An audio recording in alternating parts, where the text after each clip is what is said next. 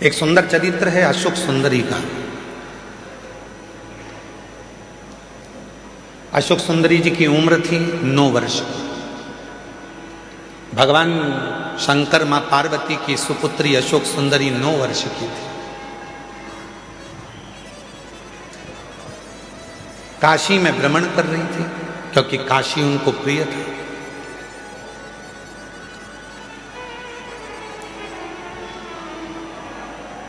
अशोक सुंदरी जी को काशी बड़ा प्रिय था।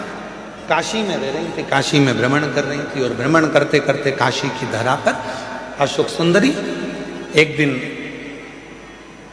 बाबा विश्वनाथ जी के पास में पहुंच गई, अपने पिताजी के पास। जब जाकर देखा तो पिताजी तो तप साधना में लीन थे। अशोक सुंदरी ने देखा कि पिताजी तो तप साधना में लीन है, अब मैं किसके पास जाऊं। तो अशोक सुंदरी फिर दौड़ लगाई, अपनी मां को खोजने लगी, माता पार्वती जी। उस समय पर मां जगतजननी जगदम्बा अंबा माता पार्वती मैया असुरों का संहार करने के लिए गई थी। मां जगतजननी को ढूंढ पार्वती जी मिलती नहीं। अशोक सुंदरी आखिरी में ढूंढते ढूंढते श्री गणेश जी महाराज के पास में गई, गणेश जी भी नहीं मिले। षडानंद कार्तिकेय जी के पास गई, षडानंद कार्तिकेय भी नहीं मिले।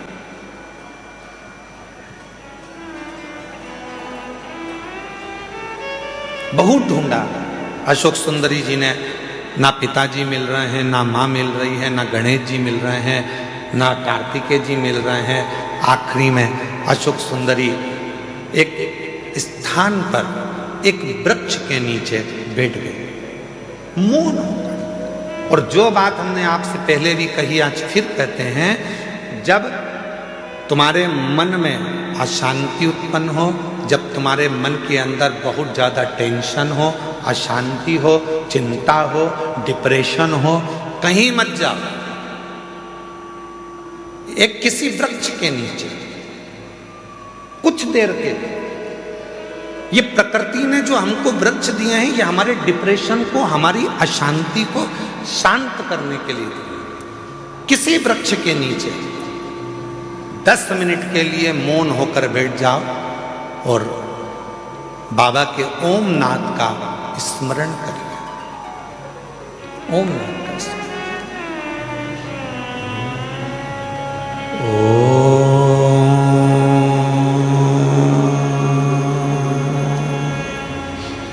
जब हम ओम नाद का स्मरण करते हैं किसी वृक्ष के नीचे बैठकर, तो प्रकृति के देव भगवान देव अधिदेव महादेव हमारे ऊपर दृष्टि देते हैं, हमें देखते हैं। शिव महापुराण की कथा में लिखा है, गर्ग संहिता में लिखा है, पद्म पुराण में लिखा है, नर्मदा पुराण में लिखा है, स्कंद पुराण के रेवा खंड में लिखा है, जो पुण्य नदी के तट पर भजन करने में मिलता है, जो पुण्य तीर्थ में जाकर भजन करने में मिलता है, जो पुण्य घर से बाहर निकलकर भजन करने में मिलता है, वो पुण्य एक वृक्ष के नीचे बैठकर ओम का नाद करने से तुरंत प्राप्त हो जाए। वो पुण्य प्राप्त हो।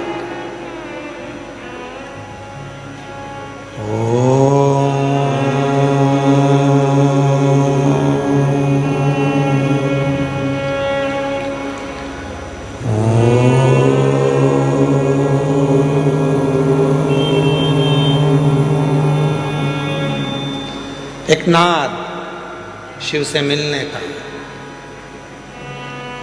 आप भी एक बार उच्चारण करिए, अपने नेत्र को धीरे धीरे बंद कर कर, पीठ को एकदम सीधा कर कर,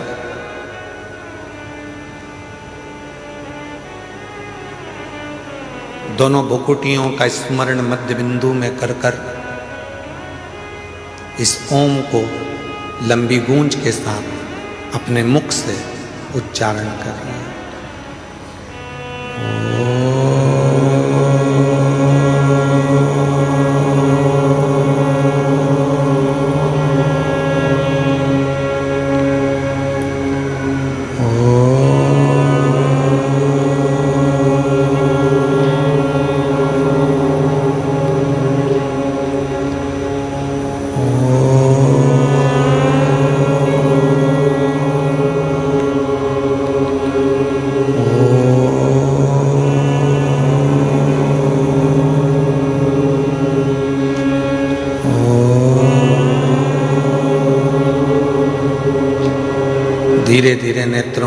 लिए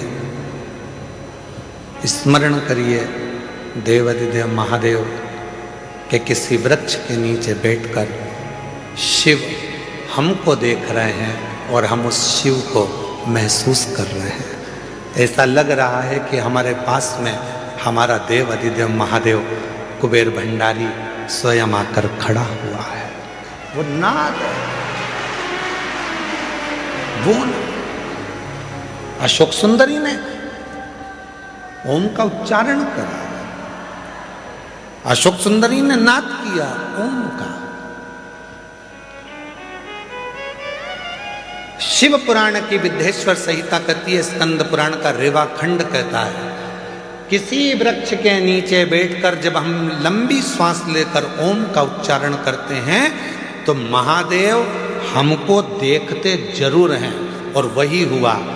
जैसे ही अशोक सुंदरी ने काशी में बैठकर ओम नाद करना प्रारंभ करा, शिव जी की दृष्टि पड़ी तो इतने में भगवान शंकर तो तप में लीन थे और अशोक सुंदरी उनको महसूस कर रही है कि मेरे पिता है।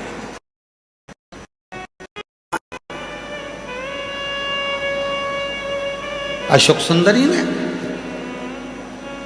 पिताजी बहुत प्यास लग रही है, पापा बहुत प्यास लग रही है, बाबुल बहुत प्यास लग रही है।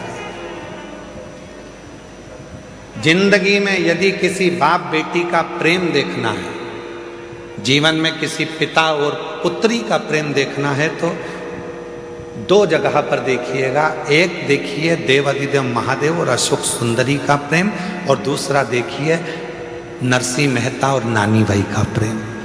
दोनों संबंध क्या है, रिश्ते क्या है, नाते क्या है, एक बाप और बेटी का स्नेह क्या होता है, ये शिव पुराण बता सकता है। एक बाप और बेटी का स्नेह क्या होता है, ये शिव पुराण बता सकता है।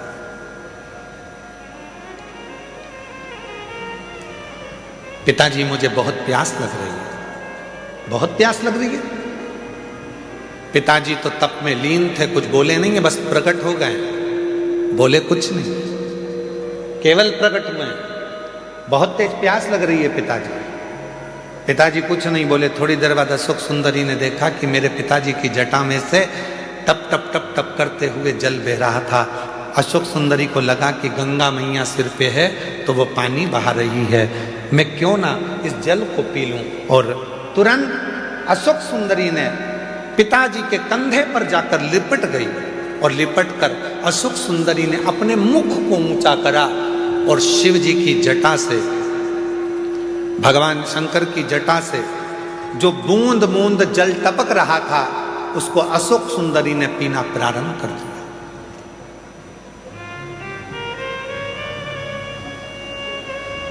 तीन बूंद मुख में गई, चौथी बूंद मुख में गई, पांचवी बूंद मुख में गई, छठी बूंद मुख में गई और सातवीं बूंद जैसे ही मुख में जा रही थी, इतने में मां जगत जननी जगदम्बा अम्बा दौड़कर सिंह पर चढ़कर अपनी बेटी के पास दौड़कर आ रही थी।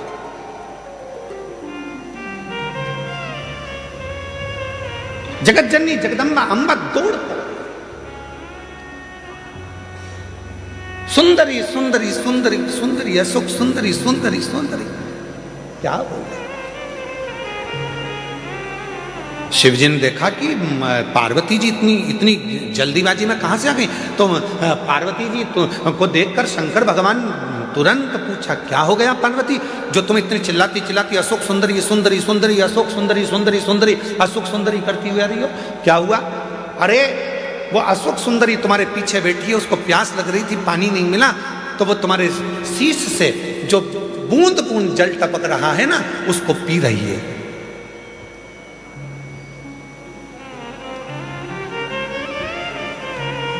पार्वती जी बोली, वो बूंद बूंद जल को पी रही है। शिवजी बोले, तो गंगा ने तो जल नहीं टपकाया, गंगा ने तो एक बूंद जल नीचे नहीं गिराया। पार्वती ने पूछा, वही तो मैं बोल रही हूं कि गंगा तो आपकी जटा में बंद पड़ी हुई है, वो बूंद बूंद जल जो टपक रहा है वो जल नहीं है, तुम्हारे गले में जो वासुकी नाग पड़ा हुआ है, उस नाग का जहर वो उगल रहा था, वो उगला हुआ जहर मेरी बेटी के कंठ में जा रहा था।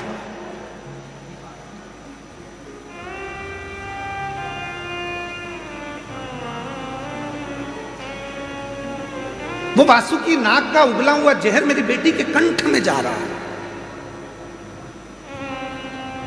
इसलिए मैं अपनी बेटी को बचाने आई हूं। शंकर भगवान बहुत तेज मुस्कुराए, हंस दिए। शिवजी ने कहा, पार्वती तुम मुझे जान नहीं पाई। सुन लेना दुनिया के लोगों,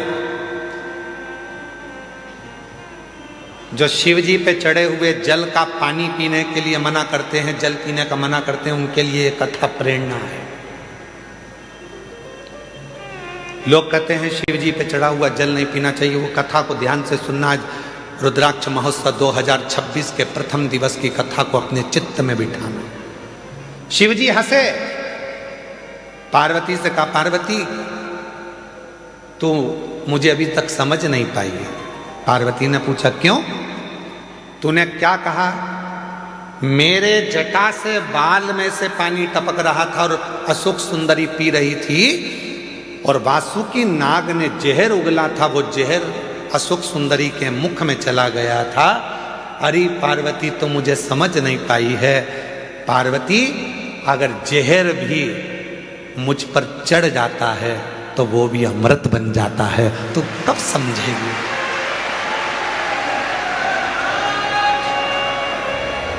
दुनिया के लोग कहते हैं शिव जी पे चढ़ा हुआ जल नहीं पीना चाहिए। उनके लिए यह अशोक सुंदरी और काशी का संवाद कहता है कि शंकर भगवान के जटा में गले पर कालिया विष अपना, वासुकी नाग अपना विष उगल रहा था, और वो विष जटा में से टपक रहा था, जिनको अशोक सुंदरी ने पी लिया था। पार्वती तू मुझे समझी नहीं है।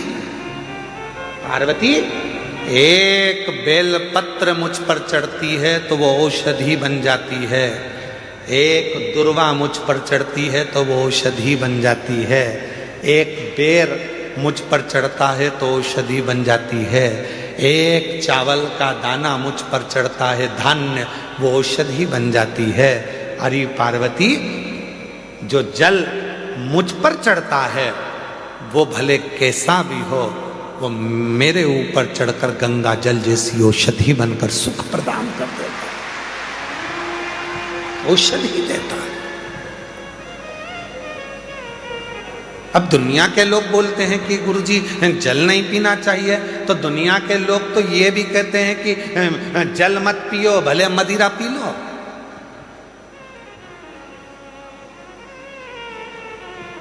दुनिया के लोग तो बड़े बड़े अच्छे अच्छे हीरो भी गुटखे का प्रचार कर रहे हैं, खा लो गुटखा।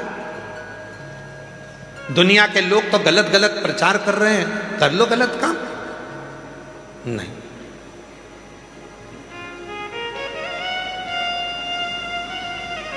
शिव कथा कह रही है। भगवान देव अधिदेव महादेव पर, हम तो यहां तक कहेंगे, डबरा की कथा में कहा था, आज फिर कह रहे हैं। 3 दिवसीय डबरा की कथा में कहा था, यदि तुम्हारे पास में देने के लिए शिव जी के कुछ भी नहीं है, कुछ भी तुम्हारे पास में नहीं है मेरी जीजियों, मेरे जीजाओं, मेरी बेटियों, मेरे बेटाओं, क्योंकि भगवान शंकर प्रकृति के देवता हैं। शिव जी को ना तुम्हारा धन चाहिए, ना वैभव चाहिए, ना दौलत चाहिए, ना तुम्हारी सत्ता चाहिए। शंकर भगवान को देने के लिए कुछ भी नहीं है, तो बस उसको दर्शन कर लो, नेत्रों से निहार लो, उस शिवलिंग का दर्शन करो, वो तुमको सुख देगा, सुख देगा।